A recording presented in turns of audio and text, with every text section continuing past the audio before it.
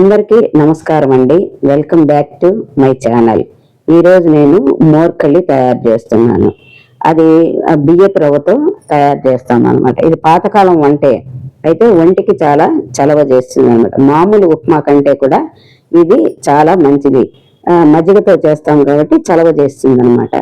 దీనికి కావలసిన పదార్థములు ఏమిటంటే మినపప్పు, శనగపప్పు, ఆవాలు, జీలకర్ర, ఎండుమిరపకాయలు, కరివేపాకు.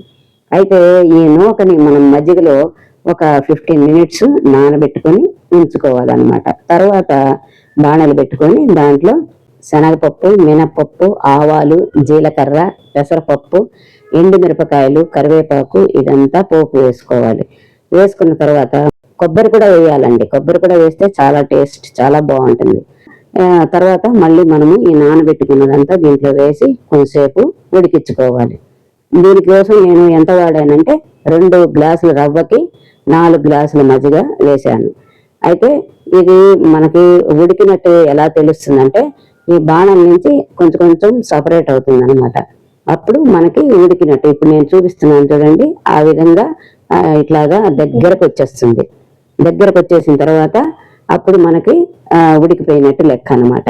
ఇప్పుడు ఈ ఉప్మాకి మామూలు ఉప్మాకి తేడా ఏంటంటే దీంట్లో మజ్జిగ వేసుకుంటాము, ఉల్లిపాయ వేయమన్నమాట.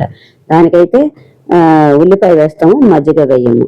ఇది చిన్నపిల్లలకి చాలా మంచిది, పెట్టవచ్చు చిన్నపిల్లలకి. అయితే చిన్నపిల్లలకి పెట్టినప్పుడు మాత్రం ఎండుమిరపకాయలు వేయకూడదండి. ఎండుమిరపకాయలు వేస్తే పిల్లలకి కడుపులో మంటలాగా అయిపోతుంది. కాబట్టి చిన్నపిల్లలకి చేసేటప్పుడు మాత్రము ఎండుమిరపకాయలు వేయకూడదు. ఇది పెద్దవాళ్ళు ఎవరైనా కూడా తినచ్చు, చాలా మంచిది. మనకి కడుపు కూడా నిండుగా ఉన్నట్టు అనిపిస్తుంది. చూసారు కదా, ఇది 10 నిమిషాల్లోనే అయిపోయింది.